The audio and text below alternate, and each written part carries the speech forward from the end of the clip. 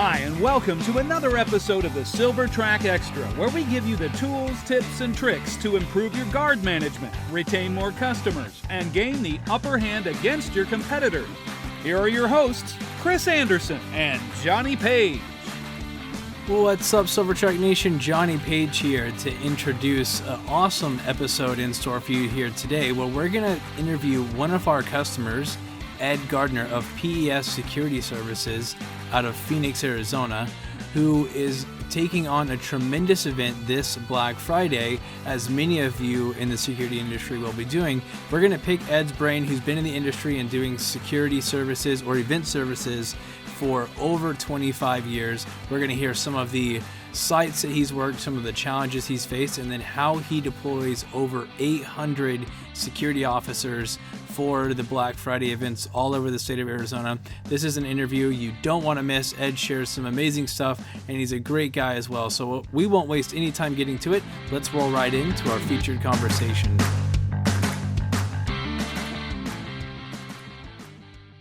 Awesome. Cool. Hey, Ed, Chris spoke very highly of your experience in event security and just the projects that you put on around Black Friday and big events like this that most security companies can't handle. And so I wanted to just kind of tap into your experience. Just, if you don't mind, just give us a little background. How did you get into this? And we're just going to hopefully get a little peek into what it looks like to coordinate so many loose ends like you do to put on a big event like this. Yeah, Ed, I'm not looking for you to give your recipe, okay? Just educate our listeners the best you can, because, you know, Johnny, Ed's been doing this for, oh my gosh, he's been doing this, how long, Ed? 20, 25 years?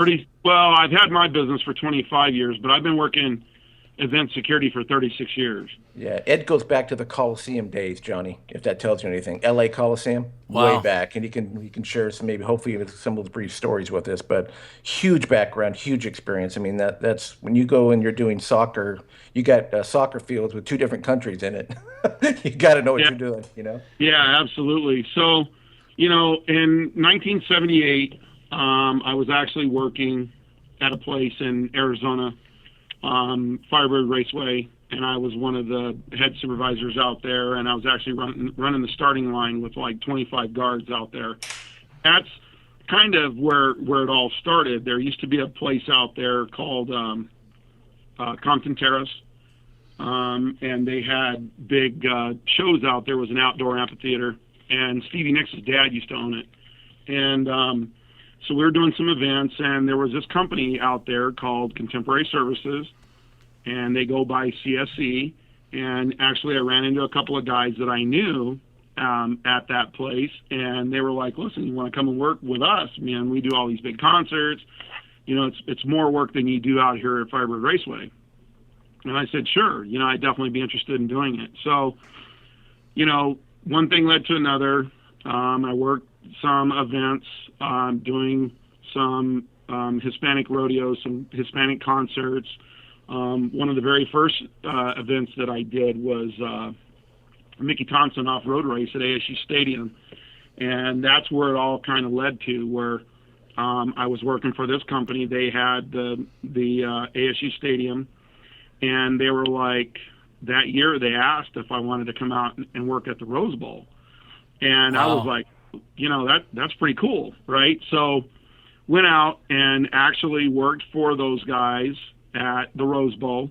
I was actually at the end of the parade route for like 24 hours my brother and I were watching two cameras that were set up at the very end of the parade route out there in Pasadena. Wow. And they ended up coming and getting us, and they took us to the game the next morning. And I ended up working in the NBC compound, where it was all of the, all the muckety mucks from NBC were there. And, you know, I was a Rams fan since I was a child, because that's one of the only teams that people in Arizona could only watch on TV. Were the Rams, Raiders, and the Dallas Cowboys. And so the Rams were just like my lifelong team, and who happened to be working in there was Merlin Olsen was one of the announcers, and he was with Ahmad Rashad. And anyway, so I ended up working there and got to meet those guys and talked with them. Wow. But yeah, I worked at NBC Compound. So that was kind of like the real beginning of my days. And I ended up working for that company for 15 years. I worked every home UCLA football game at the Rose Bowl for 15 years. And Wow. they would fly me and, 3 or 4 other guys out with me, and we'd fly out on Friday, and we'd work either USC or UCLA, whoever was home. If there were both games, then we would work at UCLA. And then on Sundays, we'd either work the Rams or the Raider games when the two teams were still there. And so besides some of the stuff that we were working here in Arizona, and we ended up having there was quite a bit of work here in Arizona. The only place that we had was the Phoenix Memorial Coliseum where the Phoenix Suns used to play. So we would do concerts down there, and like we did like the Arizona State Fair and lowrider car shows and all this different stuff. And then we ended up getting the Tucson Convention Center down in Tucson. And they hadn't had an actual security guard company. They were using an ushering company at the time. And they didn't even know what pat downs were to search people to come into concerts. And actually, I was on TV in Tucson doing some pat down searches for the Tucson Convention Center when we very first started. I was one of the supervisors there, but the TV crew wanted to get somebody actually doing a regular pat down. And so I was actually on TV doing pat downs in Tucson for a concert that we did down there when we very first started. But we did like WWF wrestling once a month, and Interesting. we were probably doing 7 or 8 concerts a year at the LA Coliseum, or I'm sorry, at the Phoenix Memorial Coliseum. And then in 1990, I had spent a lot of time in California. Like I said, I'd worked a lot of those ball games out there, and I ended up knowing a lot of people, and I was one of the higher ups. I was actually the director of operations for this state for Contemporary Services. And one of our guys that was director of security for the LA Coliseum was at an event and flew off the back of a golf cart and landed on his head, and he ended up dying. And, oh my gosh. So they called me and they said, "Hey, we want you to move to LA. We want you to run the LA Coliseum." I said, guys, I grew up on a cattle ranch in northern Arizona. And I said, I don't mind coming and visiting you guys, but I really didn't want to live there. And they were like, "No, we don't have anybody else to do it. We really need you to do it." And I was like, "Well, I just, I just really don't want to go." And anyway, so I ended up spending almost the whole 1991 in LA. I moved to Redondo Beach, and I was actually the director of security for CSC for the LA Coliseum for the Raiders USC football games. And I had, I don't know, there was probably 300 or 400 people underneath me. And I had already, that place for me was just like, man, it was just like, riding a bicycle. It's a little different being on top of the roof, and now you're in charge of everybody instead of being the number 2 guy in charge and being, in charge of everybody on the ground. And, I'm actually on top of the roof, and I'm telling South Central Precinct Police Department what to do. And, John, I'm advising the building on commander. what we should do, and so on and so forth. And, it was a big task, but, I was good. And, anyway, I kind of got a little mistreated, and, I decided that I was going to move home. They had offered me some things, and they took some of those back. They kind of reneged on their deal. And so, I paid for my parents to come and visit me. My mom absolutely loved Howie Long. She loved the Raiders football team. And I had my parents come out. I paid for them to come. I bought them a suite. I rented them a suite, and I rented them a Cadillac for the weekend. And we went out and had a really nice dinner and everything. And my dad could tell that I was a little upset. And I just told him, I said, "Listen." He says, "Well, what's the matter?" And I said, "Well," they mistreat me. I said, "I'm going to move home." And he says, well, I just did a land deal. And he goes, I'm going to give you $50,000 to start your own business. And I said, I go, it's a little different, a little different when you're responsible for that payroll and responsible for everybody's welfare out there on the street. And if your guy's going to knock somebody's teeth out or, going to kill somebody, something goes on. And my dad said, you know what, Ed? He goes, you've been doing this for too long. He goes, you were the director of operations for them here. I mean, you pretty much did everything. It's just that you just didn't have to come up with the money. So December 23rd, 1991, I got my business license, and I started my own business. And obviously it's, I really thought that at the time that, it was probably going to be like a 5 or 6 year run. And, here next month is going to be 25 years later. And I'm still here. So, when we talk about business, where you come from, I never have forgot where I came from and who I learned it from. The guys from Contemporary Services I will ever be indebted to them. And, they taught me a lot about business, about, clients, your relationship with them, never try to burn bridges down the road. But, so, in the amount of time that we've been in business, we've done a lot of things. When I started, we were just basically an event staff company. All we did was concerts, street festivals, lowrider car shows,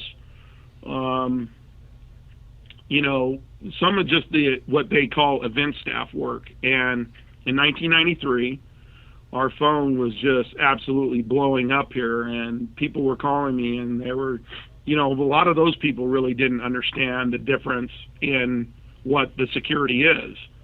And they would call me and say, hey, listen, do you have that guy that looks like a cop? Is he armed? Is he unarmed? We want the guy that has that metal badge on. And so in 1993, I started a uniform side of my business. And so we have supplied armed guards and that actual guy that looks like the cop instead of the event staff shirt, which technically, most people, the way they see the difference, the way that I explain it to most people is that when you go to a concert and you see a guy in that bright yellow shirt, that shirt technically was, I don't know if you really want to say invented, but most people in real life just don't wear a canary yellow shirt out when they go out on a date or something. So that shirt stands out in the dark and you can see it. So when you're on top of a building and you're doing like a stadium show and it's dark at night, you can actually see those shirts. It's not like, I wouldn't say that they technically glow in the dark, but there's enough light that you can tell the difference in most people and where your staffing's at. And most clients really took to that. They were like, yeah, man, I can see that guy in that bright yellow shirt out there. And so, instead of having a guy that's like in a cop uniform, because a lot, like our uniform here, we wear black BDU pants, black boots, and our shirt is a dark metal gray police issued uniform shirt. It has patches on the sleeve, which is all designated by DPS here in Arizona, but we have our own metal badge with our own company name on it. And so since then, now, when people ask what we do, I mean, yeah, event staff is in my heart. I mean, that's where I came from, and that's where I learned this business. But, at the end of the day, we still have, I can put out an armed guard, and we do banks and ATMs. We do jewelry stores. We do high-end trunk shows. We do money drops. And, there's a lot of that out there. Then I have the regular uniform guy that's not carrying a gun that does like the construction sites and the strip malls and that, because they want you to look more, have a little more of an authoritative figure, instead of wearing an event staff shirt. And then, like for this Black Friday deal, this is going to be our 8th year. And when we started doing this event 8 years ago, we did one store here and we had 35 guards there. And since then, it's doubled and it's tripled and it's quadrupled in numbers. And the actual numbers that we're doing here this year are 800 people. Oh my goodness. I'm doing 35 stores statewide. I'm doing 2 stores in Flagstaff. I'm doing 3 in Prescott, 1 in Cottonwood, 1 in Payson, 3 in Tucson, and 25 from the Phoenix Metro, which is Surprise to Gilbert, which is a 30-mile jaunt across the city. Well, Silvertrack Nation, let's take a break and hear from our sponsors over at Paperless Proposal. Paperless Proposal software was developed to make creating professional business proposals a quick, easy, and enjoyable experience. With Paperless Proposal, you and your team will never again have to go through the frustrating and time-consuming process of creating your business proposals using outdated and time-consuming tools like Microsoft Word or PowerPoint. With Paperless Proposal, you and your team will look forward to creating business proposals. Visit paperlessproposal.com/Silvertrack to take advantage of a special offer just for our listeners. Now, let's get back to our featured conversation. In terms of how different, maybe someone who's used to working a regular retail location like the strip malls that you're referring to, and then what that turns into on Black Friday, what are some of the different security challenges that you guys are presented with? Like, what would warrant 35 officers at a single property, let alone 800 across, the multiple stores you talked about? Can you just give us a little insight as what are the specific challenges that Black Friday presents? Well, okay, so, what's happened is there was some really horrible things that had happened back about 7-8 years ago.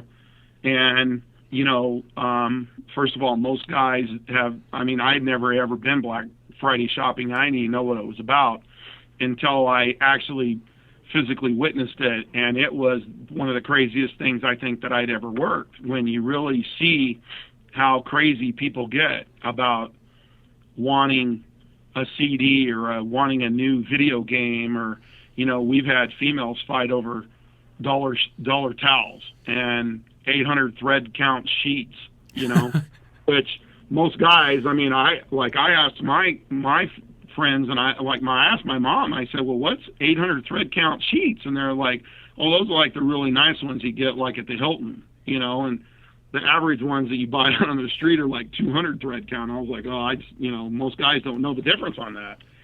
But so what happened is that since people had been trampled and had died over that kind of stuff for Black Friday, there's a lot of these retailers out there that have not wanted to do like a hard close. They would rather be open 24 hours, where they're not actually shutting their doors and then having everybody line up outside and then just pop the doors and you have 500 people run in, and where they could actually trample each other. Yeah. So they'd come up with, they wanted event staff, basically crowd control, to be able to help, to be able to direct people to the serpentine lines out in the front, instead of having that hard close. Most of the stores that we work with now are open 24 hours, where the people can just come and regularly shop too. They're not just there for the big screen TV. They're not there for, the new PlayStation 4 machine or something, where they're actually, they can come in, they can shop, but what they have done is they've set up like what they call queue lines in some of these locations, and you would actually like line up, and they would come out and give you like a ticket for a certain item, and what they call the big sale items, which are too big to actually put in your shopping cart, so it doesn't clog up the actual aisleways inside of the stores. Then they would actually come out and have people line up, and then they would come out and say, okay, we're going to do this sale at whatever time, and they would hand out like you a number. And there was back probably 3 or 4 years ago, where they would only say, I'm going to give you, this is a ticket to get the big screen TV. We only have 100 of them. And so they'd actually give you the ticket, but you wouldn't be able to, they would want you to stay in their store and still shop. So they would put on there where you couldn't actually check out for like 2 hours after you got that ticket. So it makes the person have to stay there to do the shopping instead of going to one of their competitors. So it's the game that the actual retailers play with each other. It's like one store will say, okay, well, we're doing a sale at 4 o'clock, and then their competitor come back and go, well, we're going to do ours at 3. Yeah. And then another one, 2 or 3 weeks prior is like, oh, well, you're doing yours at 3, we're going to do ours at 2.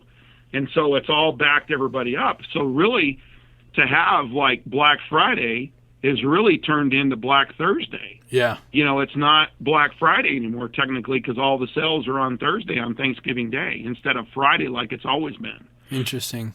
So how it's gone back. But so what happens is they give us, they estimate what they think their actual capacity is for their store, and then they figure out how much staffing that these places have, and then they fill in with our event staff / crowd control people. And, there's different places. I mean, we could have some people outside directing traffic where they have actual barricades set up, but it's all because of, they're trying to keep control of the people instead of it being mass chaos and somebody getting injured. Yeah. So what type of, how do you train and staff 800 officers? Because I trust that you're not constantly employing all 800. No. This is a huge influx of employees here for a really short period of time. So how do you make sure that the quality of officer you're putting out there is consistent with what you're doing on a regular basis?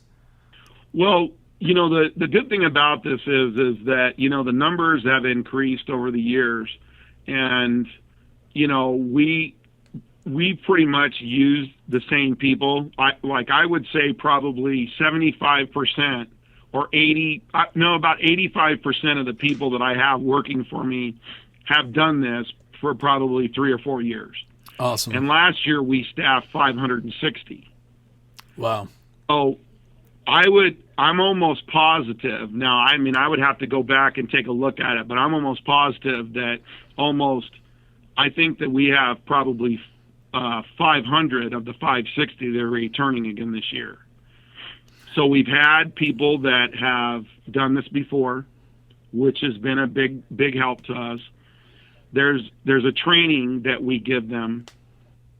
We also help staff. There's another one of our competitors here has the ASU football, and we actually help them staff the ASU football games, which we just finished our last one on Saturday with those guys. It was the last home game here for ASU, but, we ended up sending a couple of hundred out there for those. So a lot of those people have worked, event staff security for the ASU football games. Okay. So it's pretty much, in a weird sort of way, it's still much the same theory, because basically they're crowd control at ASU football games. Yeah. So this is just different. This is inside of a retail store. So, we've been thankful that, first of all, if I had to go out and hire 800, people that didn't know what they were doing, it would take us a good couple of months to be able to get the training done, so on and so forth. And then, if you had to do that every year and, make sure that everybody was licensed and really trained, it would take you a couple of 2 or 3 months to make sure that this event happens. A lot of our people have also worked the Phoenix Open. The Phoenix Open is, it's actually the 1st of January. It's actually the same weekend of the Super Bowl. And, this last year was actually my actual 9th Super Bowl that I've worked. The other 8 that I have worked prior, I worked with Contemporary Services.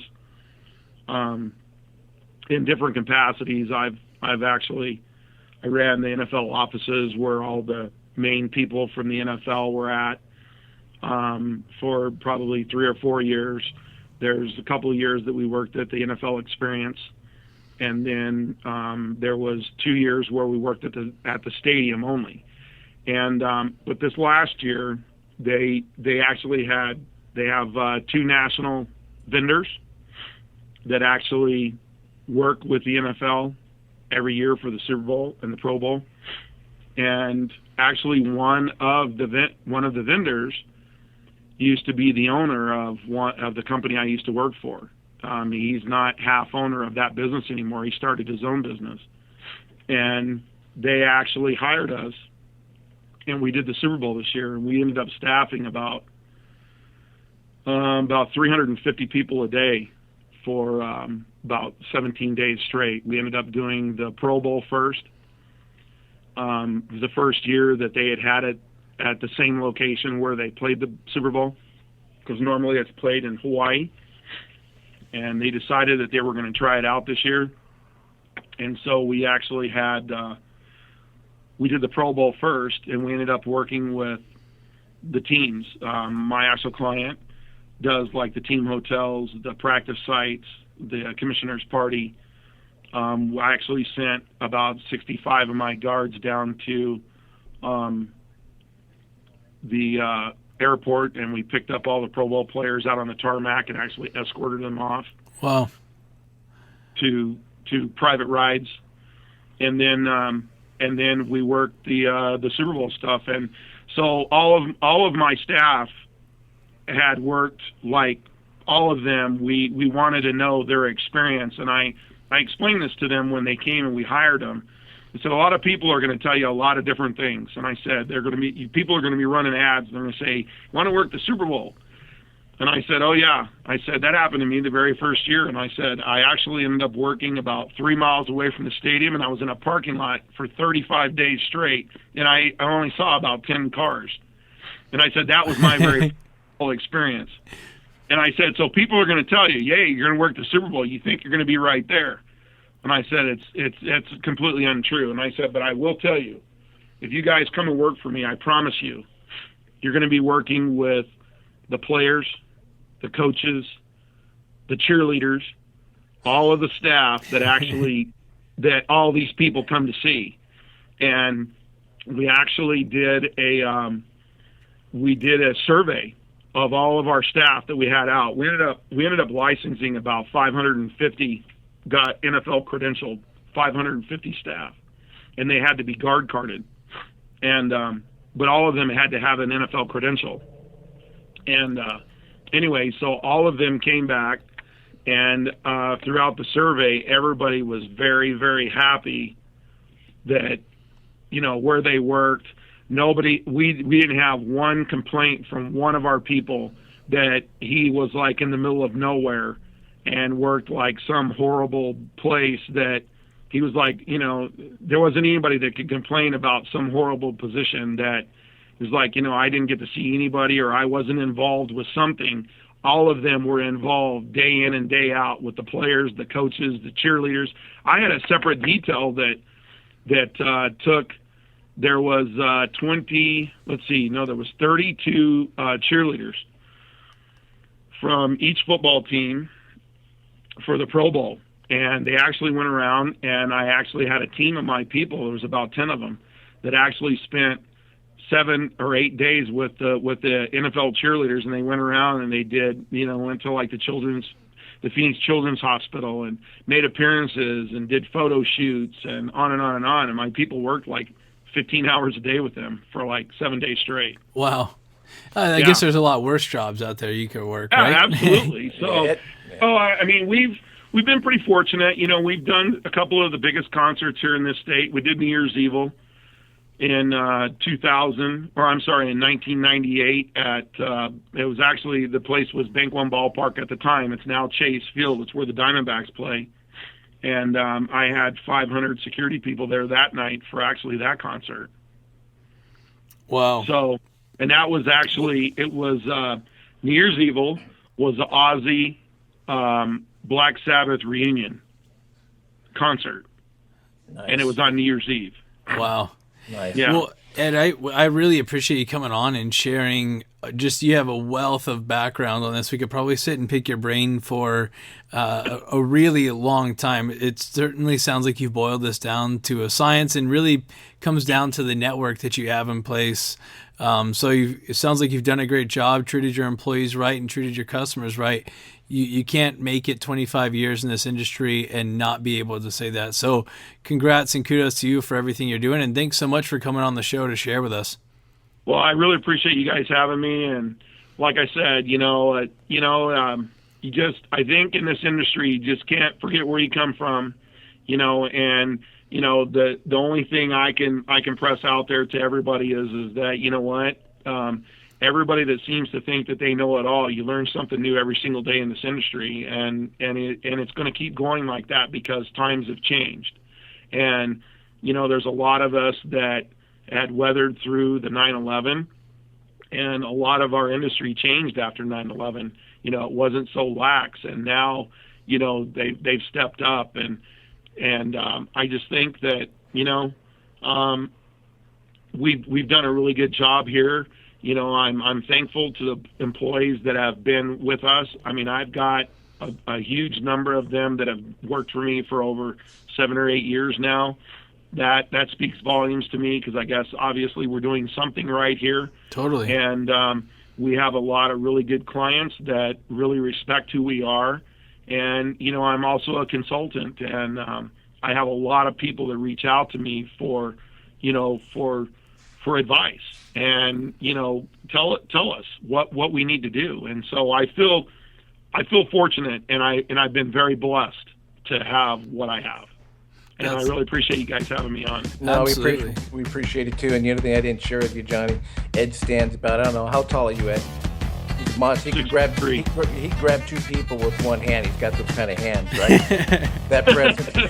He's protected a lot of football. Was it Troy Aikman that used to? No, I was John Elway's personal bodyguard at 2 different Super Bowls, and yeah, what's that? You guarded his family. Bodyguard for about 27 years, and I've actually. I've been pretty fortunate. I've met a lot of really interesting people, but yeah, that would be another story another day. But honestly, it's been interesting. Let's put it that way. Well, your heart is about as big as your body, Ed. So I've always loved I you for that, appreciate man. that. You're a good guy, and that's why people hang on. You've got a tremendous amount of respect in the industry. It's very well known. I appreciate you coming on, because I know, I feel it's an honor to have you on our podcast, because you're so humble, Ed, Johnny, just so humble. So anybody out there that wants to know anything about event security, last thing I want to do is, have Ed's phone ring all over. But he's the guy, man. We had to throw that in. Very humble, and thank you so much, Ed. Yeah. All right. And thank you guys very much. Yep, absolutely. So for all of our listeners out there who want more on this episode and all the detailed notes for this, they can visit silvertracksoftware.com/80 for episode number 80. Learn a little bit more about Ed, all the tips and tricks he shared today, and hopefully you got something out of the conversation. So thanks so much. Until next time, my name is Johnny Page. And I'm Chris Anderson. Guest Ed Gardner here today, and we'll talk to you soon.